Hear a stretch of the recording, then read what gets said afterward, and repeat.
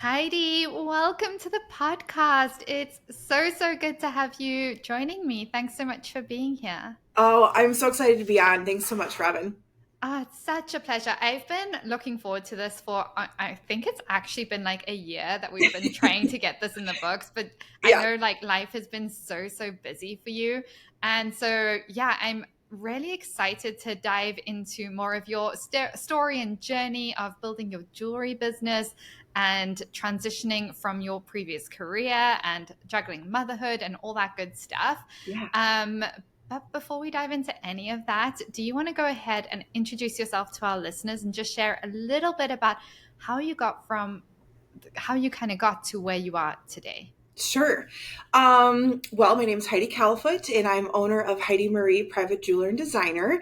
I officially was, quote, a legal business, aka I got my LLC in April of 2020. We all remember that fun year. But my jewelry career started long before that. I have had a passion for jewelry, just the art and the design, and there's also a whole world of science behind diamonds and gemstones and metals that a lot of people are like, oh, it's just the glitz and glam. I'm like, there is totally a geek side to this that I genuinely love. And in sixth grade, literally a core memory for a Christmas gift, I was like flipping through an Elle magazine, like at a checkout. And I was like, Mom, I really want this. And she's like, are you sure? And I remember flipping through and seeing different jewelry designs in there. And I was like, oh my God, people spend this kind of money. Like I was just a little sixth grader, Watertown, South Dakota, like small town, and just didn't realize the world of luxury. And ever since then, I've been into arts. I've welded, I do ceramics, I can paint, went to school at Iowa where I started my jewelry career. I worked at a store downtown for 6 years and started as a gift wrapper to sales manager. And they let me do a little bit of designing there, so that they're truly a second family to me. And then left retail, started my career in financial services, and I was a financial advisor for 11 years. I know, two different worlds, but it is your own business. So I did learn a lot, and I do accredit a lot of those skills to allowing me to take the courage to jump into my own jewelry business. I moved from Davenport, Iowa to Omaha, Nebraska in 2018.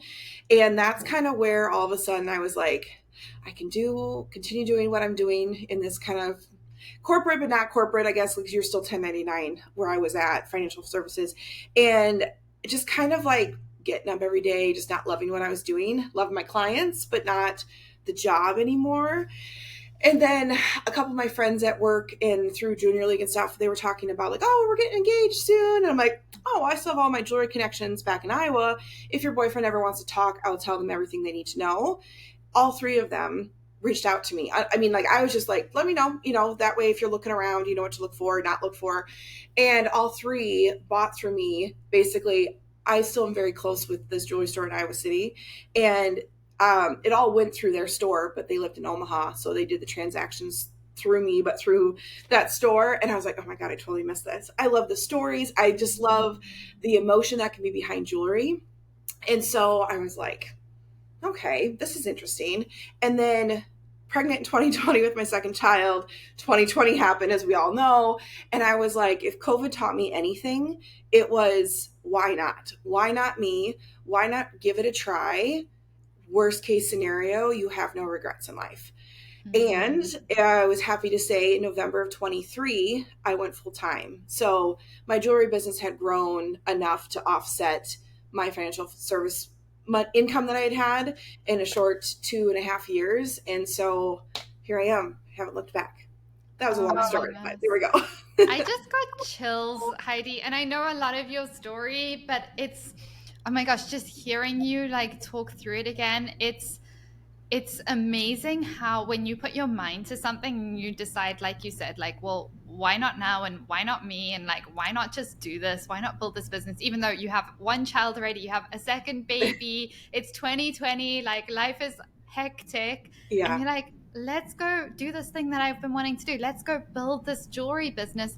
And what's interesting is you're coming from a financial services, like you've been in financial services at that point for 11 years, which is no joke. Like that's a Yeah. very, I'm gonna say, stable career. Hmm. Like it Once is a you've very gotten good. there. It's once you get stable. there, it's Yeah. stable. It's got a lot of status. It's a really different business to a jewelry business. Yeah. And that leap from financial services to jewelry, I'm curious, like, did you have any like anxiety around making that leap? Did you get any feedback from friends and family who were like, "Oh, are you sure about this?" Because maybe they didn't really understand that you can build a successful jewelry business. Like, walk us through that transition because I think it's so fascinating. It's funny you asked that because I actually got more from my very close friends, more crap from them for leaving the jewelry industry and going into financial services because they're like, "You're an art major. Like, what are you doing?" But like, my dad was in that world, so it's like it's not like it was totally a new concept to me.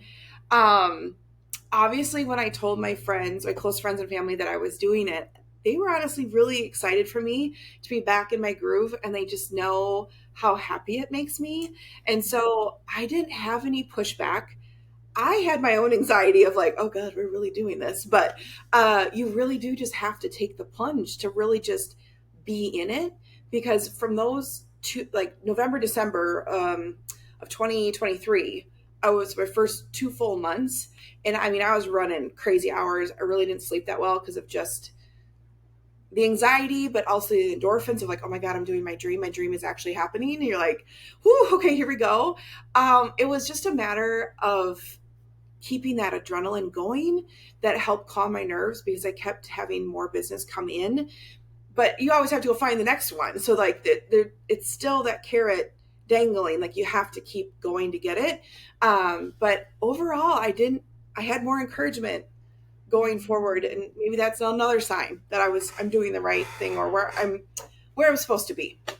I love that so much. I think that's a sign that you surrounded yourself with like the right people who see that in you, who believe in you. Like it's so game changing not having to fight your own thoughts of imposter syndrome and everyone else. Like just being like, Yeah. "Oh, I have anxiety, but that's normal. Like this is Yeah. new.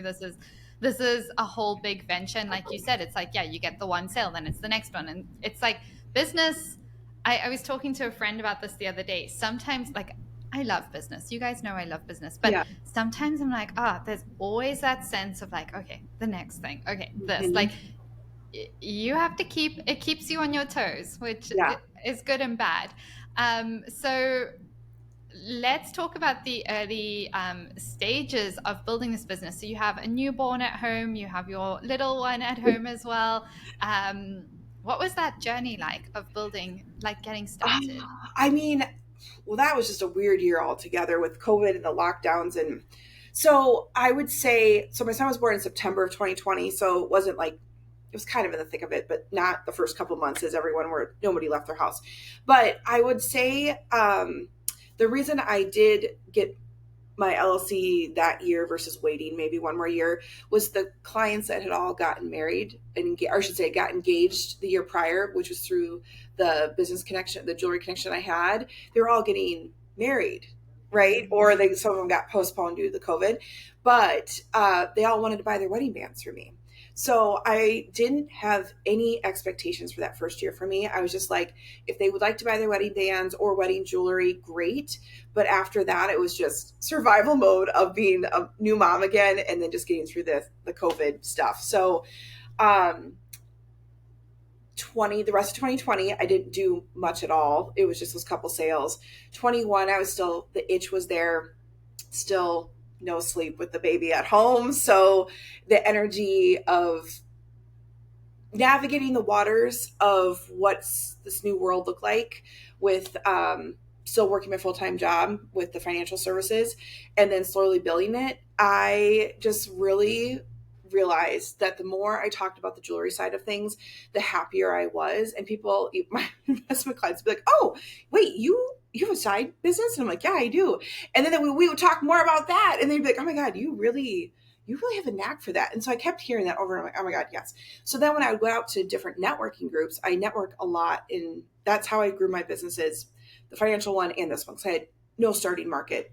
I was in a new place in both businesses. So you have to network your Mhm. butt off. Anyways, so I knew how to do that really well.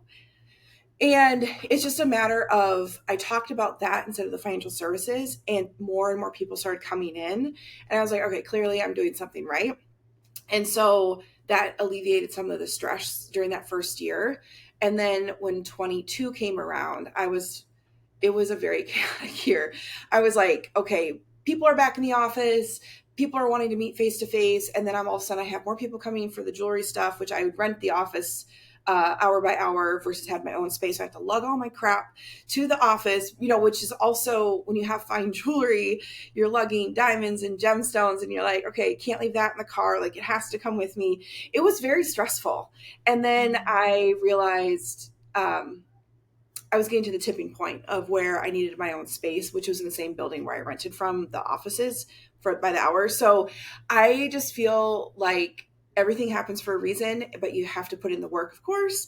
And navigating those first couple years part-time, and then realizing where your tipping point is, you yourself have to figure out what that is, and then just ripping the band-aid and taking the plunge. Because if you keep doing this teeter-totter, like, oh, one leg's over here and this other job and the other one's over here, you can't give it enough attention and time to really get the business to grow. Yeah, that's an interesting place where your business it's growing, but you're also still in another career. I see this all the time. I actually have 3 clients recently who just took the plunge. They just ripped that band-aid off and they went full-time in their business. And I have another one who's most likely going to be doing that in November. Yeah. And it's that transition season is really hard, because it's like, oh, am I ready for this? Like, are we going to do this? And then also knowing, like, okay, if I do this, I'm betting on myself to show up and to keep doing this and to keep growing the business. And it is risky and it is kind of scary, but it's also so much fun. And I think that decision-making process can be really draining, but once you make the decision, you kind of feel fired up. Did you feel that? Oh, yes, I totally did. And I feel like in the financial business, I had kind of just gotten lax on going and finding that next chunk of clients, because unlike retail, once you build up your assets, you have a paycheck steadily, for the most part, coming in. Whereas we mentioned earlier, like, when you're in retail, you have to go find the next one. It doesn't continuously pay you. Shucks, right? Yeah. So I just realized, I'm just like, you just got to go all in and do it. But nothing was said better. I had an interior designer help me with, like, the office space a little bit. And I was like, whew, okay, that was a big bill. And she's like, you know what I learned, Heidi? She's like, nothing sets the fire under your ass, excuse me, bigger than getting a bill to go find the next sale to pay for it. And I was like, isn't that the truth? So, not saying to go into, like, mass debt over anything, but, or whatever. It was a good reminder of, if you want something, go get it. And don't lackadaisically go through life. Like, if you have these big dreams and these big lofty goals, you always talk about it. How do we break that big hairy goal down into things that are more obtainable and break down the numbers? And it's really not so scary after a while. So light that fire. I love that advice. I've heard that as well. It's actually really good business advice. You don't want to, like, get yourself into crazy debt or anything, but you also don't want to be too comfortable. So when you get to a stage where you're actually making money in your business, you want to get rid of that money and make that money work for you. So we're not throwing it away. We're investing it, like you said, in your office space, in your business, in your team, and make that money work. And it actually fires you up more, because your bank account drops and you're like, I better show up. And it's actually like a healthy pressure to just keep you fired up, and it's so beneficial. So I love that you got that advice as well, Heidi. So I don't know if you're comfortable talking about this. We can totally cut it out if you're not, but I think I remember you hit 6 figures was it in the first 2 years of your business? 2.5 years? I wrote down my numbers because I couldn't remember myself. The first year was 2020. That was just a couple grand. 2022, I was at 37. And then the year I went full time, so it was mostly part time. So 10 months part time, last 2 months, I hit 147. Amazing. So that was technically year 1, but 109. 109. Last year I did 147. Sorry, can't read my own writing. Oh my gosh, Yeah. that's amazing. I really appreciate you sharing the numbers because I think there's a lot of like people are hesitant to share numbers and stuff around what Yeah. they're actually doing. And I think it actually inspires people to be like, oh, this is actually what's possible. Like there's all these people doing it versus when you look at people's Instagrams, like you have no idea. So that's such an achievement to in your first year full time to be hitting the six figures, and I know Yeah. that comes with a lot of expenses as well. That It does. it's Like not a just like this is lot. my profit. There's Yeah. there's a lot behind that, but it's such an incredible achievement, Heidi. And I'm curious if there were any big mindset shifts or decisions that you credit most for like actually like pushing through and like getting it to the stage now where it's at six figures, it's your full time. Like, what would you I, say? Because I've worked with a lot of designers. You've seen, we have a ton of people in yeah. the Jewelry Business Academy. Everyone goes through at their own pace, everyone has their own blocks and barriers and challenges.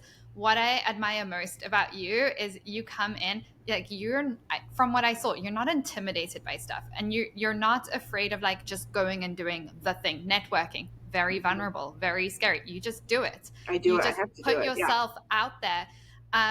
But what would you say is like the mindset shifts or decisions that you credit for that? Um, I would say, okay, so I have a social media presence, but I genuinely hate doing it.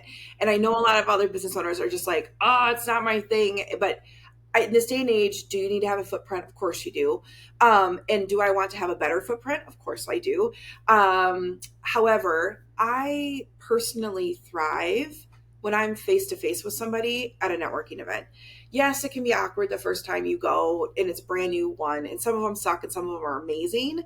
The Mm-hmm. key is if it's a regular networking event, the next time you go, guarantee you're going to notice three faces that you met last time that you just got, you're having a drink, which also helps. Like, not all of them are drinking, I guess, but I like the ones that are.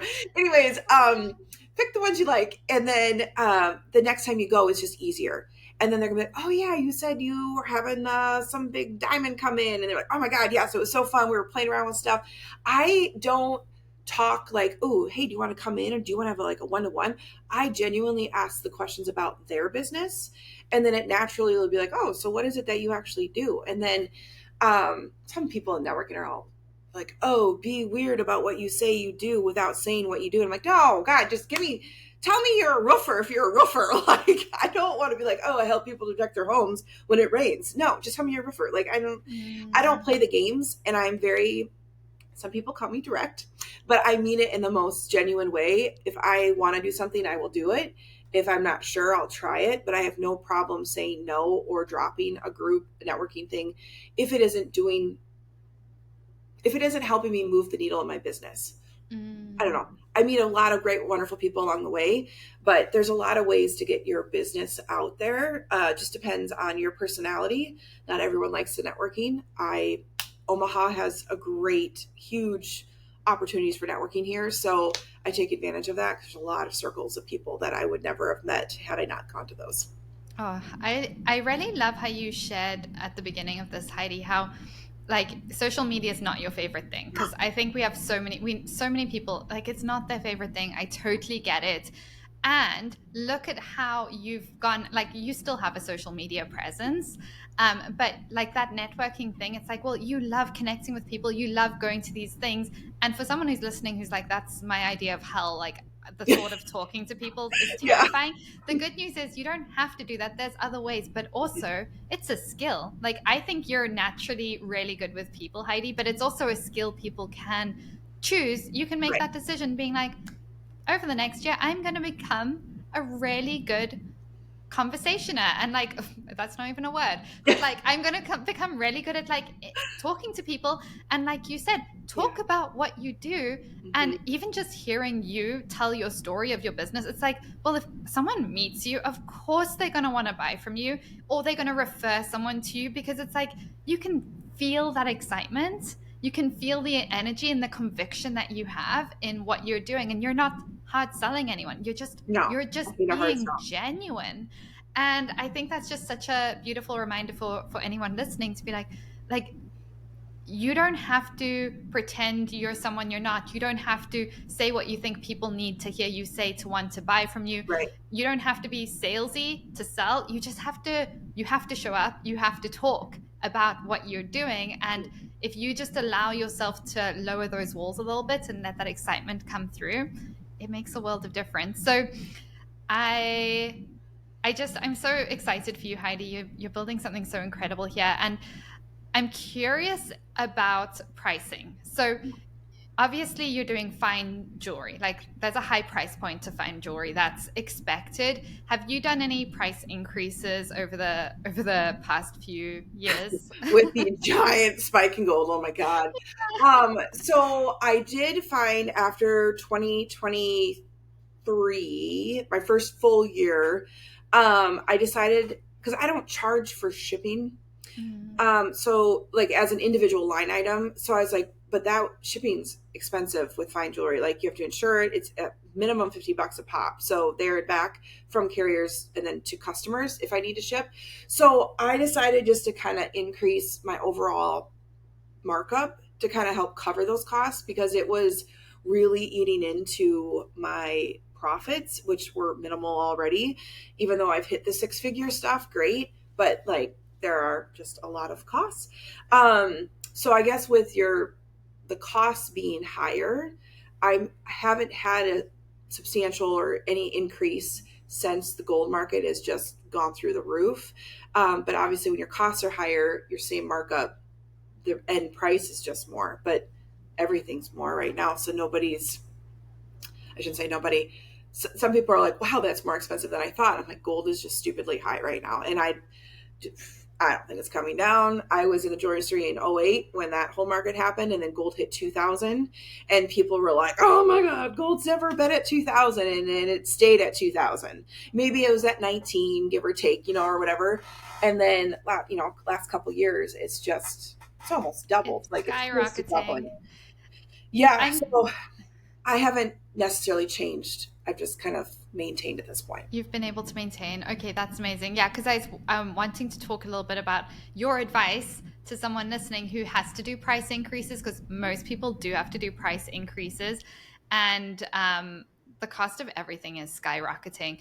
And I think the way it's communicated makes a world of difference. Like we talk about this all the time in the JBA, but I know like you have the financial background. I'm curious to hear what you'll like, how you'll share that, or what you would advise someone listening to share those price increases. So I'm like, if you're my customer that's sitting in front of me and I'm going over the pricing of whatever this custom ring or necklace is, I go over and I tell them the price, right? And they're like, either they're gonna be like, "Oh, okay, sounds great, here you go," or they're gonna say the comment of like, "Whew, that's pricey." And I'm like, "Yeah, gold is just stupidly high."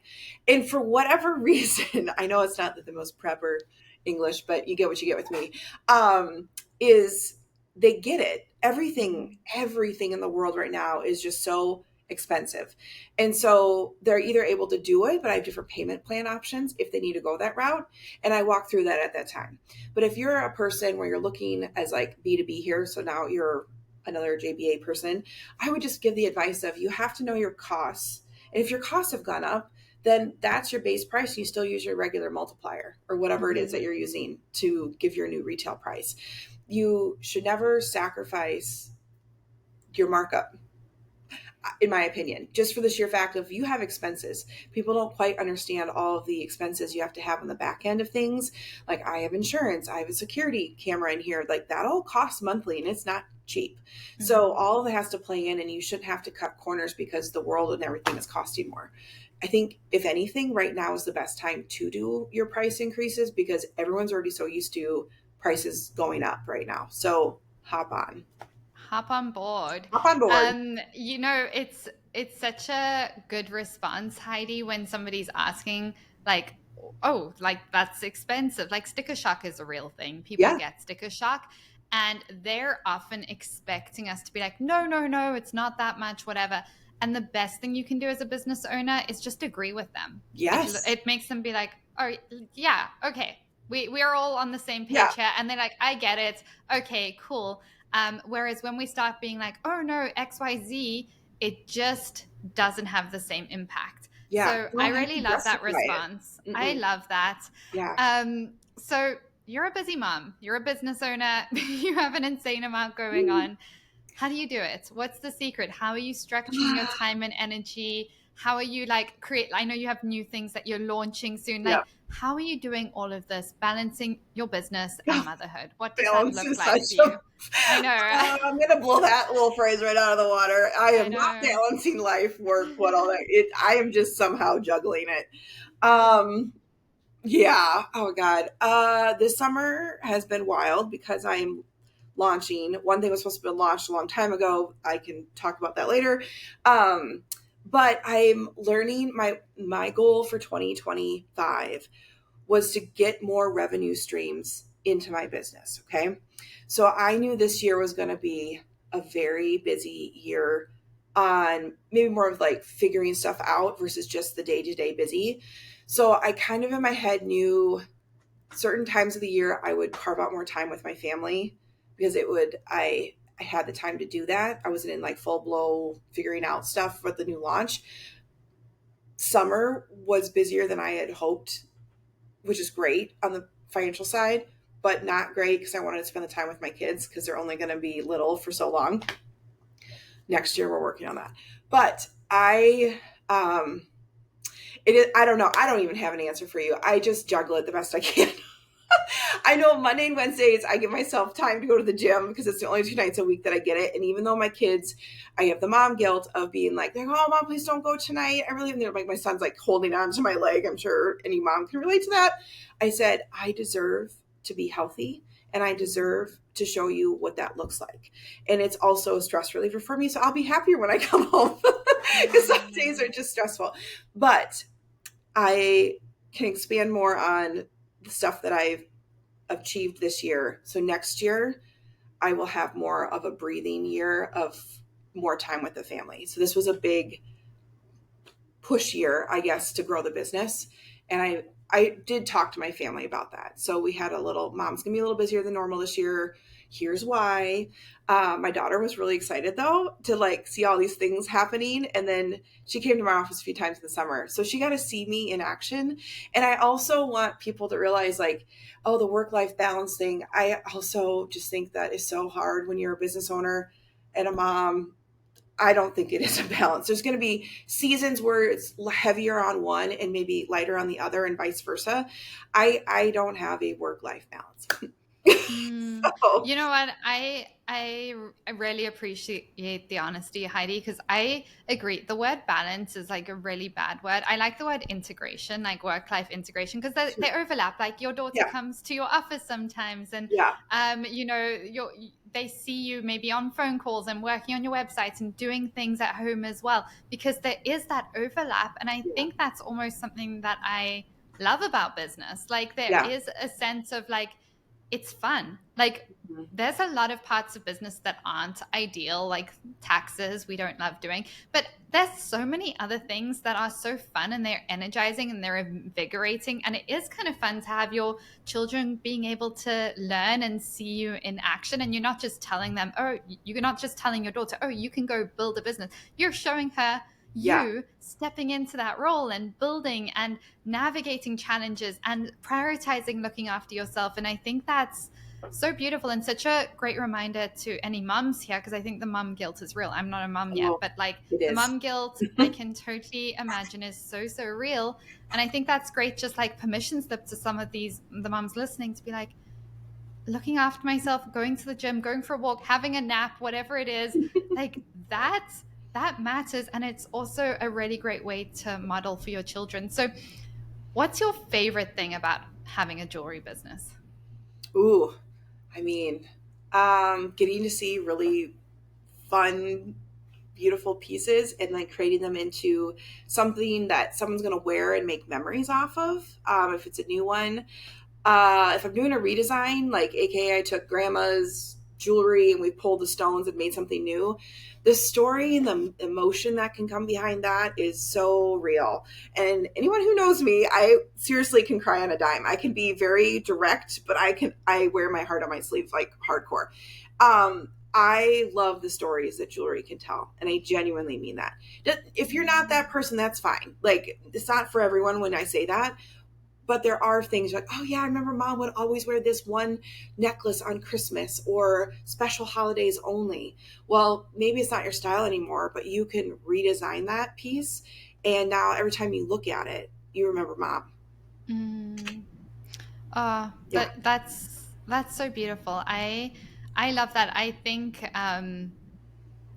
it's also just a reminder to anyone listening that your jewelry has such an impact on your customers. Sometimes we Yeah. forget about it. Sometimes we forget like about the stories and impact that our pieces have when we're sending them out there. Like you said, like it might be, there's so many things. It's Yeah. celebrating milestones. For you, there's a lot of engagements and weddings as well, which is the most special. Yeah. So Yeah. I love that so much, Heidi. Now I know we touched on the chaos of mom life and Mhm. business life, but what I want to do more of on the podcast is share a little bit more of like what the lifestyle of a jewelry business owner can look like. And everyone's lifestyle is very, very different. Sure. Can you give us like a typical day in the life? I know typical is again not Air the quotes, quite yeah. the, but like typical, give us a day in the life of like you as a jewelry business owner, as a mom. Like, what does this look Yeah. like? Well, I get to drop my kids off every day for well, Ava's in school, Henry's still at daycare. Get to drop them off. I have the flexibility of blocking off my calendar if there's like a holiday party or there's something fun going on at daycare to be more a part of the kids' day-to-day life, which is nice. Um, but a normal day would be drop the kids off, come to the office. I'm usually in when school's in session, which has started for us here already. Is I'm in by 8:30, 8:45, and then by 9 would be my first appointment if I have one on the books that day. I typically will work till 4, and then I go pick up my daughter's just after school program and then my son. So everything in between there, it can be completely different. I can have a stacked day where I have 4 or 5 clients coming in, and then the next day I really need to leave time to source things or design or whatever. There are days that I just leave out open for sketch days, so those are going to be for like the redesign people. No one day is the same, which is what I do love about being an entrepreneur, and especially in jewelry design. The market's always changing. Lab grown diamonds have changed the world, in the world of diamonds, good or bad. You can look at it both ways. But there's always something changing. Gold's going up, or the lab diamonds have entered the world. And educating the consumer on what's going on, I think, is really nice, because you can always get a ton of information from the internet, but you never really know what is really true sometimes. So I like to be a source for those people on that as well. But that's straying from your question. Sorry. No, But it varies. that's I love that. That's like such a lovely workflow to know in the mornings you're with your kids, then you have that bulk of the day to work on your business. Looks different every day. Same as mine. Like, it's so much fun having different things, like project-based stuff. I can't imagine doing the same thing every day. No. It would kill me. I love the like flexibility and like the change in different like project-based stuff. It's so much fun. And then the evenings, I guess, you with your kids doing activities, bedtime, dinners, all All that the good things. stuff. Yeah. I Or work afterwards. love that. Oh, it's such a lovely routine. So Heidi, I know we were chatting before we started recording. I don't remember exactly when you came into the JBA, but I have a feeling it was about 2 years ago in April. And I Yep. think it was like the year that you went full time. I think you went full time like August or November, but I think you came in a few months before. But correct me if Yeah. I'm wrong. No, it was definitely spring. I was just thinking about that too. It was either March or Yeah, April. Yeah. it was a while back. So do a little throwback. I don't know if you'll remember, but do you remember how you were feeling before you came in to the JBA? Like, where were you with your business? Like, what kind of made you feel like, you know what, I think I need some support here? Yeah. So it was interesting. I feel like business coaching with through the networking groups, there's always somebody who's a business coach, but nobody that understood jewelry. So I was very hesitant to want to work with anyone on that regard locally. And then I saw your podcast and I started listening to it when I would go for walks or whatever. And then I was like, okay, I'm definitely going to do my business. And I love the fact that you were just a coach for jewelry business owners, whether you were manufacturing it yourself or making it, or like me, just doing custom for the most part on people. And I have it made by somebody else, but I'm helping facilitate and design. So that was one of the main reasons that I definitely wanted to join. But also at that time, I really didn't have a group of people that I could share what I was going through or feeling as a business owner. And a lot of people don't talk about it, but being a business owner is very lonely. And I know we talk about it through JBA and whatnot, but you have to find your people. And I will say, I've done a lot of networking, as you're well aware. This was a great community. I still text. I know you had Ariel on a couple times, and we've done the Denver AGAT show, or AGTA show a couple times and met up, and all of her storefronts opening up and all this stuff. So like we still text, and then the people that you put us together in the little community business buddies, like we still text on that too. And it's just really nice to just get a little text from them, or you text them like, hey, I saw you launch something that's so awesome. Great job. Or just been like, hey, I saw this on blah, blah, blah. Like having those people that get it because you're in it, you're doing the same thing is so helpful. That was really what I truly drew me to joining the JBA. Oh, I love that. I love that you guys are still texting, and Yeah. I feel like so many people end up making like really good friends, and some of them end up meeting their besties Yeah. through this, because it's interesting when you're sharing that, like the challenges of building a business, like you relate to each other on a deeper level. And I know Ariel's storefront's launching, I think, this Yeah. month. It's so exciting. Yes. And it's funny, she was just on the podcast a few weeks ago, so I think it will have gone live talking about that. So perfect timing. Was there anything that made you almost not sign up? I'm always curious to hear. I don't think so. I mean, I think I had done kind of enough of my own research and listened to your podcast enough that I was like, okay, it's checking the boxes of things that I was looking for. So there wasn't really anything that deterred me, I guess. And I was in long before things have changed too. So you get me for life. We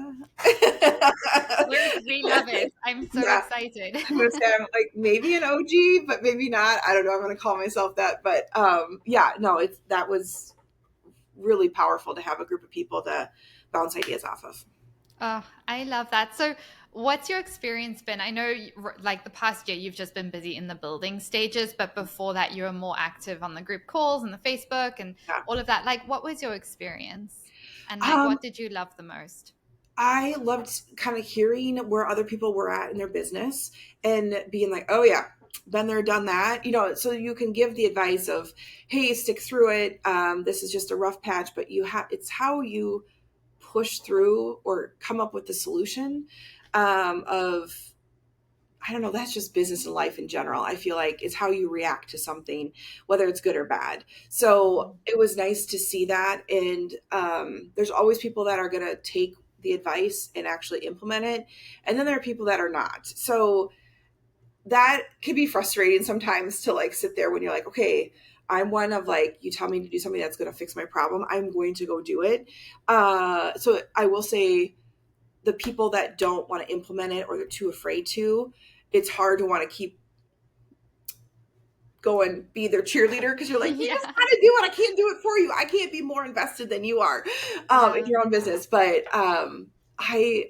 that was really helpful. I did love hearing how other people are succeeding or other new ideas. Like, hey, I was thinking about launching this as a product. It's kind of different than what I've already been doing. What do you guys think? It's a good sounding board. It really is. I love that. And I know you came to group calls for a while as well. I know some people have a lot of friction around group calls. When they hear group calls, they're like, ew, no. But what was your experience of like being coached and hearing others and all of that? Yeah, I'd say for the most part it was great. I think when the group calls got larger, that might have been too much of my time listening instead of getting maybe feedback.